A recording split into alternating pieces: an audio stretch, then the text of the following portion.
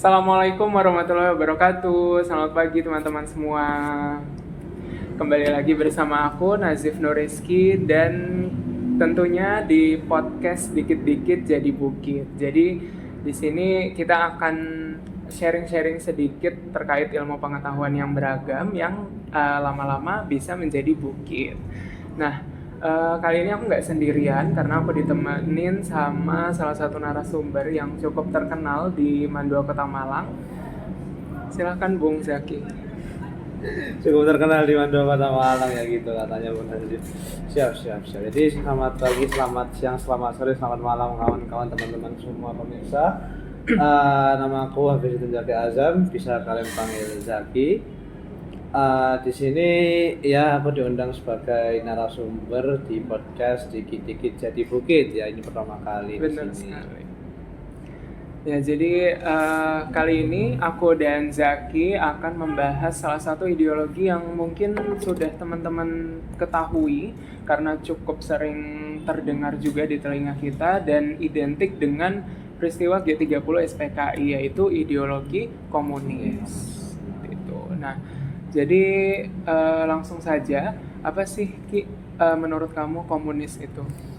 Jadi komunisme itu pada dasarnya merupakan sebuah paham nih teman-teman. Sebuah paham yang menyadakan strata sosial atau pembedaan tingkatan sosial di kelompok masyarakat tertentu. Karena seperti kita ketahui pada umumnya dalam satu masyarakat itu pasti ada keberagaman tingkatan nih, ada yang kaya, ada yang miskin, ada yang memiliki hak lebih, ada yang memiliki ya itulah keterbatasan, dan mereka memiliki privilege-nya masing sendiri. Setiap kelompok tersebut memiliki privilege-nya sendiri. Nah, komunisme itu bertujuan ditujukan untuk menghilangkan perbedaan tersebut supaya rakyat itu bisa merasa ya itu sama rata semuanya. Mereka semua kalau senang ya senang, kalau merasa sengsara ya mereka semua sengsara. Tidak ada perbedaan kasta di sana. Jadi komunisme ini berarti kayak menghilangkan adanya kesenjangan sosial berarti ya, kayak apa? Rakyat kaya tidak semakin kaya dan yang miskin juga tidak semakin miskin. Jadi semuanya itu sama seperti itu. Ya, kurang lebih seperti itu, dimana yaitu komunisme itu sendiri karena sebagai sebagai bentuk penentangan dari kapitalisme yang tadi telah disebutkan sama Bung Nazif, yaitu slogannya yang kaya makin kaya, yang miskin makin miskin. Sedangkan komunisme ini slogan yang mungkin kita kenal sebagai rakyat Indonesia itu adalah yang sama rasa sama rata ya, yang menyamaratakan semua yang dirasakan oleh masyarakat dari suatu kelompok. Nah, sekarang aku penasaran nih, siapa sih kira-kira yang mencetuskan ideologi ini? Karena kan komunisme itu kan banyak ya, ada Rusia, ada Cina, ada Korea Utara juga. Nah, apakah tokohnya ini berasal dari sana, apa dari negara mana, itu gimana? Oke, baik. Jadi dari negara-negara yang disebutkan oleh Bung Nazif tadi seperti Rusia, Cina, Korea Utara, itu uniknya akar dari komunisme itu sendiri itu berasal dari Jerman ternyata. Oh, dari Jerman, baik. Iya, karena pada saat itu pada abad ke-18 ketika maraknya revolusi industri, ketika pabrik banyak dibuat, kemudian efektivitas produksi itu sangat meningkat dengan pesat. Filsuf Jerman bernama Karl Marx dan juga seorang filsuf Jerman juga bernama Friedrich Engels khawatir karena mereka melihat kondisi buruh dan petani yang menjadi tenaga kerja yang mengoperasikan pabrik dan juga lahan sawah itu diperlakukan secara tidak selayaknya manusia, karena keuntungan yang berlipat ganda akibat revolusi industri itu hanya dinikmati oleh pemilik pabrik dan juga pemilik tanahnya, sedangkan para buruh dan tani ini hanya mendapatkan gaji sebagaimana mereka awalnya ditetapkan, dan itu pun pas-pasan dengan kondisi kerja yang tidak manusiawi, 14 jam sehari dan juga 6 hari selama seminggu. 14 jam sehari? 6 hari selama 6 hari seminggu. selama Sangat tidak manusia. Bahkan kita yang normalnya kita kerjakan 9 sampai 5 ya 9 to 5 job itu sudah melelahkan, apalagi 14 jam sehari. Dan itu gajinya berarti tidak berubah-ubah meskipun keuntungan dari perusahaan itu naik. Benar sekali. Jadi tetap sama, pas-pasan dan menyiksa. Nah, akhirnya dari situlah si Karl Marx dengan Friedrich Engels ini menciptakan membuat karya bernama The Communist Manifesto, sebuah buku yang menjadi awal mula ditetuskannya dan dipublikasikannya pemikiran komunisme ini kepada masyarakat Eropa pada zaman itu, dan kemudian akan menyebar menuju penjuru dunia yang akan menciptakan berbagai cabang dari komunisme. Kalau yang diciptakan oleh Marx ini dinamakan Marxisme, kemudian nanti yang ditetuskan oleh Stalin itu Stalinisme yang di Rusia, kemudian ada juga Leninnya, ini Leninisme, dan ada banyak lagi seperti itu. Oke, jadi sejarahnya ternyata cukup kompleks juga ya, dan negara-negaranya bahkan bukan yang aku sebutkan tadi, malah dari Jerman. Sebuah negara yang sekarang ini nggak menerapkan sistem komunisme. Iya. Nah, gini, tadi saya kan sudah menjelaskan ini terkait negara terkait sejarah dari komunisme itu sendiri. Mungkin dari Bu Nazif selaku host nih ada nih mungkin pengetahuan terkait negara yang menganut sistem komunis, mungkin karena kan tadi ternyata nih negara yang komunis itu nggak menciptakan komunisme itu sendiri. Nah, tapi banyak cabangnya, tergantung pemimpin negara. Nah, kemudian pengetahuan Bung Najib sendiri ini bagaimana nih terkait negara-negara yang ada keterlibatannya dengan komunisme? Oke, baik. Jadi kalau yang saya tahu negara-negara yang saat ini masih menerapkan komunisme itu kan ada Korea Utara, Vietnam, terus ada kalau tidak salah ada Kuba juga di benua Amerika. Nah, jadi mungkin aku akan membahas Korea Utara dulu kali ya, karena yang sering aku baca dan sering aku dengar tuh ya Korea Utara. Nah, jadi Korea Utara ini memang secara universal dia menetapkan ideologi komunis. Nah, tapi seperti yang dikatakan Bung Zaki tadi, bahwa komunis ini diterapkan tapi dalam interpretasi kepada masyarakatnya itu kan berbeda-beda tergantung dari pencetusnya atau pemimpin di negara tersebut. Nah, jadi kalau di Korea Utara sendiri itu dia terintegrasi dengan ideologi yang namanya Juche. Jadi Juche ini tuh ideologi yang diciptakan oleh keluarga Kim. Tahu nggak? Kayak yang Kim Jong Un gitu. Keluarga Kim Jong Un, benar. Jadi tapi kalau Juche ini diciptakan oleh Kim Il Sung. Jadi kakeknya. Jadi pemimpin pertama Korea Utara pada saat itu. Jadi intinya Juche ini itu menekankan kemandirian dalam 3 aspek, yaitu politik, ekonomi, dan juga militer. Jadi ideologinya ini kayak menutup pihak asing untuk masuk ke dalam pemerintahan Korea Utaranya. Jadi Korea Utara ini kayak menutup diri gitu dari pihak asing. Makanya ya kayak gitu. Kayak berdikarinya Soekarno. Ya, berdikari, benar. Nah, tapi secara universal dia tetap komunis karena semua hal yang ada di negara tersebut dikuasai oleh si Kim Jong Un, pemimpin negaranya. Nah, terus kalau kita tahu tadi komunis itu kan tujuannya penghilangan strata sosial ya. Nah, tapi di Korea Utara ini justru strata sosialnya itu masih ada, Ki. Jadi dia itu ada sistem yang namanya Songbun. Jadi Songbun ini tuh membagi warga negara Korea Utara ini berdasarkan loyalitasnya kepada Kim Jong Un atau pemimpin negara. Nah, jadi siapa yang loyal kepada dia terus mendukung rezim-rezimnya dia, nah dia itu akan mendapatkan privilege kayak ya akses ke pendidikannya itu mudah, terus mungkin bisa dapat jabatan juga di pemerintahan kayak gitu. Alah. Unik ya ternyata Korea Utara ini.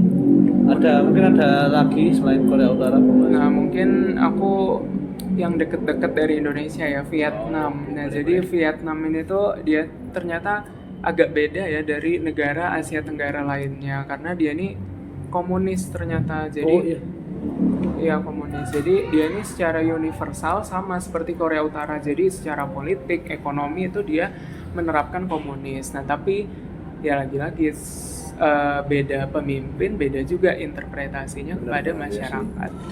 Jadi di Vietnam ya. Tadi di Vietnam itu dia ini kayak lebih sosialis. Jadi dia tuh menerapkan kebijakan ekonomi setelah reformasi Doi Moi tahun 1986. Jadi setelah reformasi itu kan tercipta kebijakan ekonomi. Nah, kebijakan ekonominya ini kayak lebih bersifat sosialis.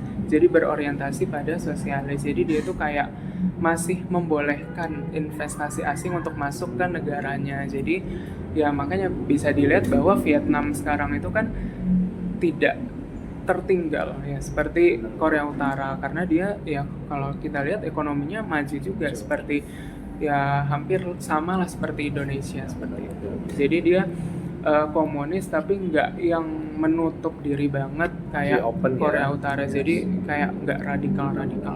Oh ya, ini masih menerima dari luar. Iya, tapi masih komunis juga karena dia itu kalau sistem pemerintahannya masih otoriter, di mana kebebasan berpendapat dan pers itu masih dibatasi. Oh, oke. Ya itu sih perbedaan. Makanya komunis itu emang beda, bener yang dikatakan Zaki tadi. Oh ya, tergantung dari bagaimana interpretasi dari pemimpinnya dan penerapannya terhadap rakyatnya yang komunisme itu sendiri. Nah, mungkin tadi kan setelah Nazif ini menjelaskan untuk negara-negaranya ya, aku mau ngasih fun fact sedikit. Tadi kan ada negara, pasti juga ada masyarakatnya. Nah, ini ada dua orang tokoh yang mau aku sampaikan terkait komunisme ini sendiri. Siapa itu? Dari mana? Kalau yang pertama ini asalnya dari Afrika Selatan. Oh, Afrika Selatan. Yang mungkin kalian sudah kenal. Iya, benar sekali. Ya ini presiden yang menjabat yang menjabat menjadi presiden Afrika Selatan semenjak 1994.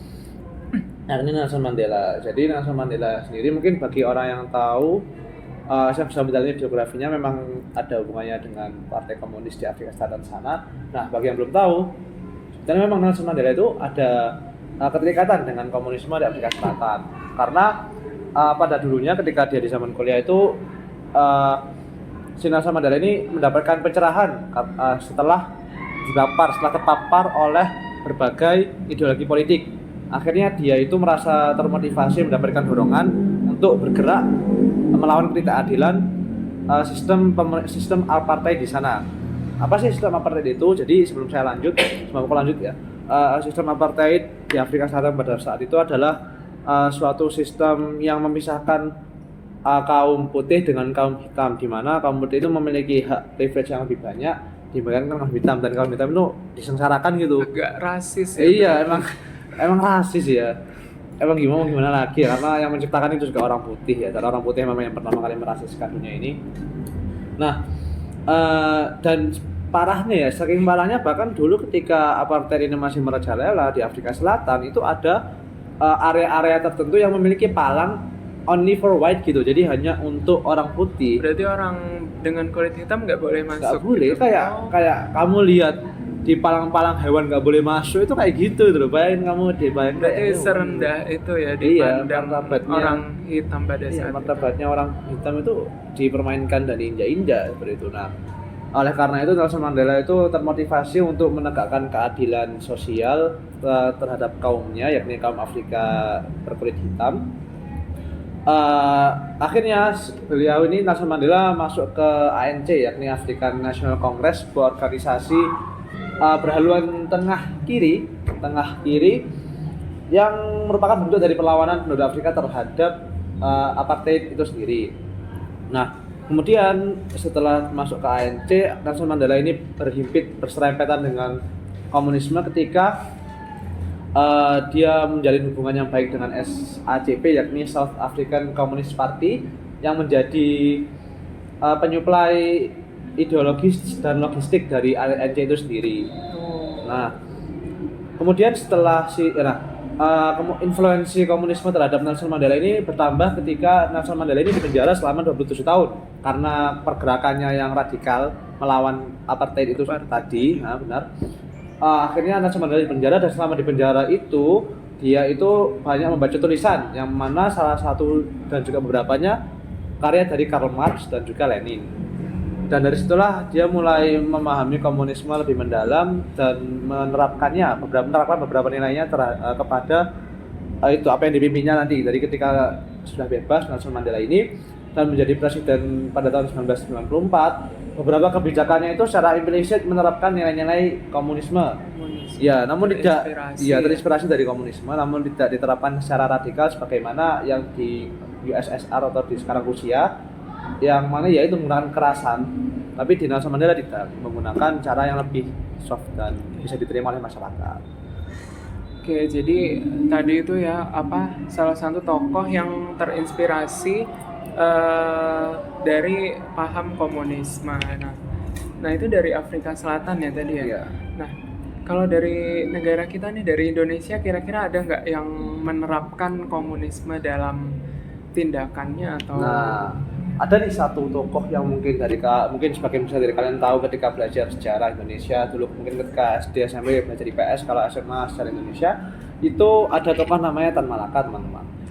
Nah, Tan Malaka ini memang kalau di buku-buku sebagian besar yang tidak berfokus kepada biografinya, yang hanya berfokus kepada secara keseluruhan, menjelaskan bahwa Tan Malaka ini salah satu pelopor dari PKI. Jadi dia salah satu pelopor dari PKI dan merupakan ya emang garis kiri sih, emang golongan kiri keras ya. Komunis.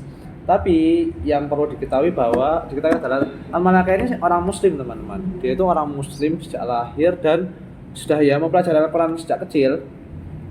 Dan dia itu sebetulnya nggak menentang agama, malah nggak menentang Islam, dan justru malah berusaha untuk mengintegrasikan antara komunisme dengan Islam itu sendiri, karena dia berargumen kalau Islam dan komunisme ini merupakan dua hal yang perlu disatukan dan menjadi fondasi dari negara. Iya, saling melengkapi, benar sekali.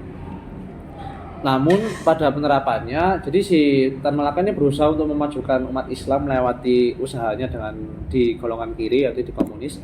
Namun pada penerapannya, ketika si Tan Malaka ini berusaha untuk mengobarkan pan-islamisme di rakyat komunis pada forum ini komunis internasional, para pemimpin komunis di Eropa itu mereka merasa skeptis dengan keberadaan agama di lingkungan komunis itu sendiri dan merasa menjadi ancaman, bukannya akan membantu gerakan mereka menjadi lebih baik seperti itu. Akhirnya Tan Malaka ya hanya bisa melakukan sebisanya seperti itu, teman-teman. Jadi tidak semua golongan komunis itu seburuk yang kalian kira ya. Jadi ada beberapa yang memang malah membela Islam pada gerakannya. Berarti Tan Malaka ini sangat berkebalikan dengan komunis yang ada di Korea Utara mungkin ya, karena di Korea Utara itu kan setahu saya kayak beragama itu dilarang gitu. Terus bawa kitab suci saja tidak boleh ketika berkunjung ke negara tersebut. Ya benar. Nah, mungkin tadi kan Bung Nazif ini sudah menjelaskan terkait negara-negaranya nih. Terus bagaimana nih Bung Nazif? Saya tahu Bung Nazif terkait respon masyarakat negaranya terkait si ideologi komunisme itu sendiri. Apakah rakyatnya ini sebagian besar menerima atau justru malah menuai kritik dan menyebabkan kocar-kacir atau hancurnya negara tersebut? Bagaimana nih? Ya, jadi secara universal mungkin ya. Secara universal itu pada dasarnya banyak sekali negara di dunia ini yang mengecam komunisme. Nah itu bisa kita lihat sampai sekarang pun cuma ada sedikit negara yang masih menerapkan ideologi ini, kayak yang saya sebutkan tadi seperti Korea Utara, Vietnam, Kuba, dan Cina, Rusia kayak gitu kan. Nah jadi bisa disimpulkan bahwa banyak negara yang mengecam ideologi ini. Nah itu karena apa? Karena pada penerapannya komunisme ini kan identik dengan sifat yang radikal. Nah, radikal di sini itu kayak pengabaian hak asasi manusia. Jadi manusia itu seperti kayak ditindas, terus kebebasan pribadinya itu dirampas kayak gitu. Benar. Nah, terus kayak benar-benar kayak diatur banget oleh negara gitu. Jadi dia tidak bebas untuk mengutarakan apa yang dia inginkan seperti itu. Nah, jadi terus nggak manusiawi gitu. Iya, tidak manusiawi. Terus dia itu juga seperti yang kita lihat di Korea Utara sekarang kan banyak pejabat yang ketika dia tidak mendukung rezim itu kan malah dihukum mati, benar. terus di penjara. Nah itu salah satu bentuk dari penindasan yang aku bilang tadi. Oke.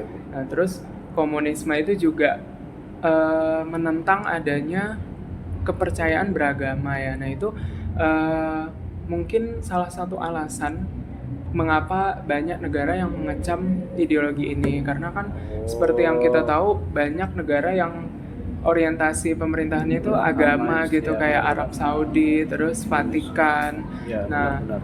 kalau misalnya ideologi ini diterapkan di negara tersebut kan pastinya sangat tidak sesuai sekali gitu.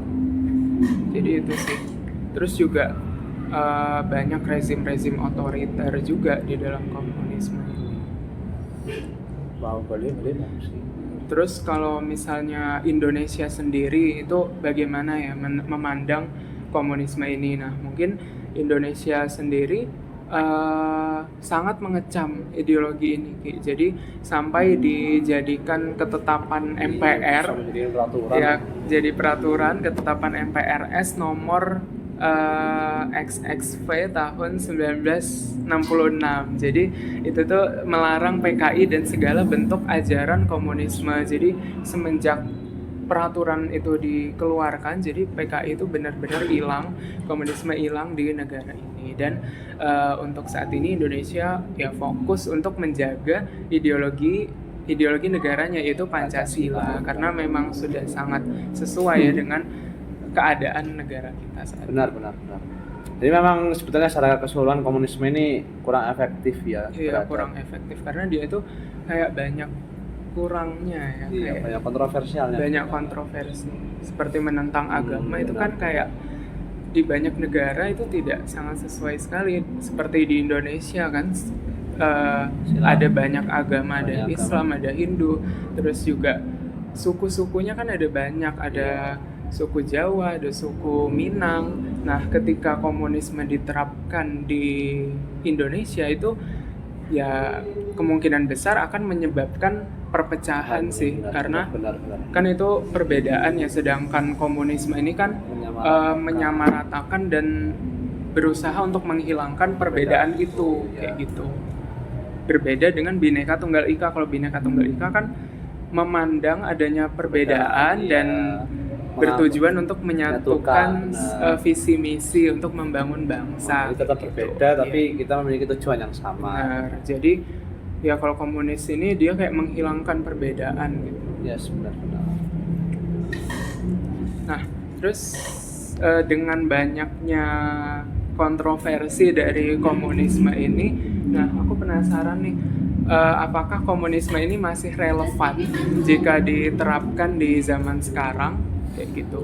Kalau menurut Zaki gimana? Jadi kalau menurutku ya terkait komunisme apakah relevan di zaman ini, untuk penerapan komunisme yang mutlak mungkin sebagaimana di Korea Utara ataupun sebagaimana di Uni Soviet pada zamannya, itu menurut saya tidak relevan ya, karena sudah bisa dilihat nih testimoni dari negara-negara yang sudah hancur, negara-negara yang itu sudah kocar-kacir ya, kayak gitulah kalau komunisme itu diterapkan secara mutlak. Tapi kalau mungkin nilai-nilai yang masih berperi kemanusiaan, nilai-nilai yang bisa memberikan dampak positif seperti yaitu meminimalisir kesenjangan sosial antara yang kaya dan yang miskin, itu apabila bisa diterapkan dengan sesuai dengan konteks permasalahan yang dialami oleh sebuah negara, itu menurut saya masih relevan, Nazif. Karena gini ya, komunisme itu memang dalam penyamarataan hak itu semua masyarakat akan mendapatkan hak yang sama nih. Keuntungan yang sama, kerugian yang sama. Jadi ya sama-sama merasakan hal yang sama. Tapi hal ini terkecuali oleh orang yang mencetuskan komunisme itu sendiri. Karena kan gini, kalau semisal kamu supaya sebuah masyarakat itu tetap sama rata haknya, maka harus ada satu orang yang berusaha untuk menyamaratakan haknya itu. Nah, satu orang yang berusaha untuk menyamaratakan hak semua orang inilah yang akan menjadi diktator pada masyarakat tersebut apabila memang disalahgunakan kekuasaannya. Tapi tidak bisa dipungkiri bahwa memang ada contoh beberapa negara Salah satunya itu di bagian India, yakni di Kerala, yang menerapkan sistem komunis, namun rakyatnya tetap fine dan bahagia karena memang pemerintahannya ya itu tidak menerapkan yang Vietnam radikal. tadi. Ya, yang Vietnam juga. Vietnam dimana itu kan kayak dari ekonomi itu kan masih maju, masih terus maju. masyarakatnya juga masih bisa beragama kan di Vietnam. Iya, benar masih. Namun tapi pastinya memang tadi kalau untuk yang di Vietnam itu masih ada kayak itu ya kesenjangan dalam pers Iya. dan kebebasan berpendapat. Ya seperti itulah kurang lebih. Tapi secara general memang komunisme ini sangat perlu disaring kalau misalnya memang ingin digunakan ideologinya. Oke, jadi itu tadi materi tentang komunisme yang sudah cukup rasanya untuk Iya. membuka wawasan kita terhadap ideologi ini kayak gitu. Nah, jadi emang komunisme ini sangat kontroversial ya. Iya benar-benar. Tapi lagi-lagi ada nilai positif dan nilai negatifnya juga. Nah, mungkin sekian pada sesi podcast Dikit-Dikit Jadi Bukit yang membahas tentang komunisme bersama dengan Bung Zaki. Iya, terima Tepuk kasih. tangan dulu dong. Nah, mungkin untuk menutup sesi podcast kali ini aku mau menyampaikan slogan yang aku dapatkan dari guru IPS aku pada saat SMP. Apa tuh? Jadi slogannya itu adalah jas merah.